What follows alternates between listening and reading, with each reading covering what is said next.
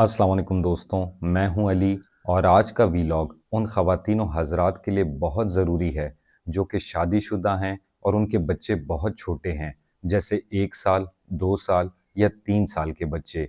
और ये वीलॉग उनके लिए भी फ़ायदेमंद हो सकता है जिनकी शादियां करीब हैं, क्योंकि आज जो मैं बात करने जा रहा हूँ आपके बच्चों के फ़ायदे के लिए है।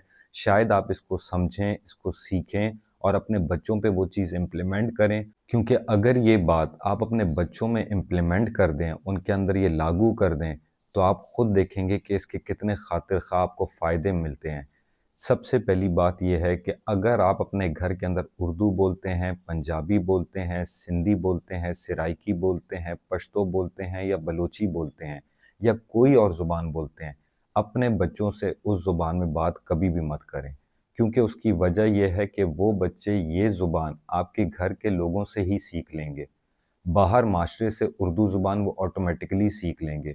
आपकी मदर लैंग्वेज कोई भी है वो बच्चा घर से सीखेगा, उर्दू वो बाहर माशरे से सीखेगा। उसकी वजह ये बताता हूँ कि मैंने अपनी बच्ची के ऊपर एक एक्सपेरिमेंट किया। जब मेरी पहली बेटी पैदा हुई तो मैं घर में उर्दू बोलता था, मेरी मिसेस पश्तो फैमिली की थी।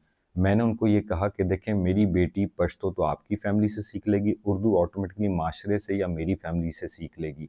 हमने उससे टोटली इंग्लिश में बात की। जब वो छोटी थी तब से लेके आज वो माशाल्लाह 4.5 साल की हो गई है, मैंने टोटली उससे इंग्लिश में बात की और उसका मुझे फ़ायदा ये हुआ कि आज मेरी वो बेटी जब मुझसे बाहर मेरे साथ जाती है और हम आपस में बात करते हैं, तो कई लोग मुझसे ये पूछते हैं कि ये कौन से मुल्क से आप लोग आए हैं। ये चीज़ मैंने कोयटा में भी देखी कि लोग बड़े मुतासिर हो रहे थे। तो मैं जब उनको ये बताता था कि नहीं, मैं पाकिस्तान में ही रहा हूँ और मैंने अपनी बच्ची को पाकिस्तान में ही परवरिश दी है, किसी बाहर के मुल्क में नहीं, तो वो मान ही नहीं पाते थे।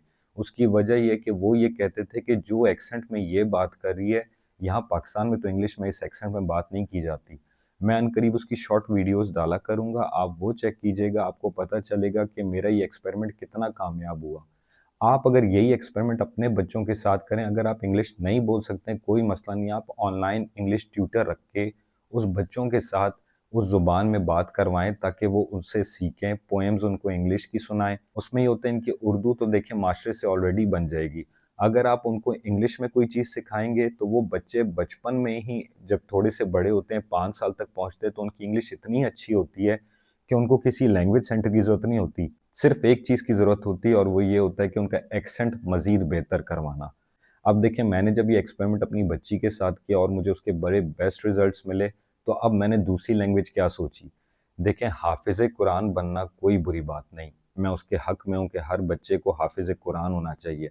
लेकिन मेरी सोच थोड़ी-सी डिफ़रेंट इस तरह हो गई कि मैंने अपनी बच्ची के लिए ये सोचा कि इसको अरेबिक क्लासेस दिलवाऊँ, जिसमें वो अरेबिक बोले, पढ़े, सीखे और लिखे। उसका फ़ायदा क्या होगा कि देखें, आप कई हाफ़िज़ कुरान को देखते होंगे कि जो हिफ़्ज़ करके आए हैं, कुरान को बहुत माशाल्लाह अच्छी क़िरत में पढ़ते हैं, लेकिन उनको उसका तर्जुमा नहीं आता। क्योंकि उन्होंने जो एक लेसन सीख लिया है, वो उसको रिपीट कर के उन्होंने उनके ज़हन में बैठ गया। अब उनसे अगर उसमें बीच में पूछ लें कि कुरान की इस आयत में क्या बोला जा रहा है, तो अक्सर लोगों को उसका तर्जुमा नहीं पता होता। अब उसने उर्दू बोल ली, पश्तो बोल ली, इंग्लिश बोल ली और अरेबिक सीख ली।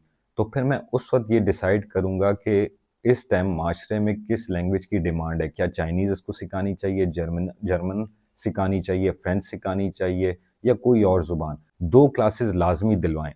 एक, उनसे अगर आप खुद बात कर सकते तो इंग्लिश में बचपन से ही बात करें, उनसे कोई और ज़ुबान में बात ना करें तो उनकी इंग्लिश बहुत बेहतरीन हो जाएगी।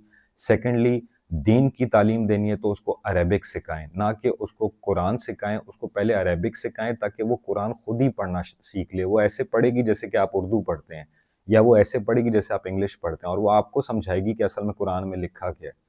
तो देखें, इसका बहुत बड़ा फ़ायदा होता है। उसमें ये होगा कि देखिए, दीन की तालीम सीखी, दुनिया की तालीम सीखी, उसके बाद तीसरी एक्स्ट्रा और लैंग्वेज आप कोई भी सिखा सकते हैं। ये अपने बच्चों में इम्प्लीमेंट करें, आप देखेंगे इतने बेहतरीन रिज़ल्ट्स मिलेंगे कि आपका बच्चा जब थोड़ा-सा बड़ा होगा, ऑटोमेटिकली वो 4-5 ज़ुबानों पे अबूर रखता होगा।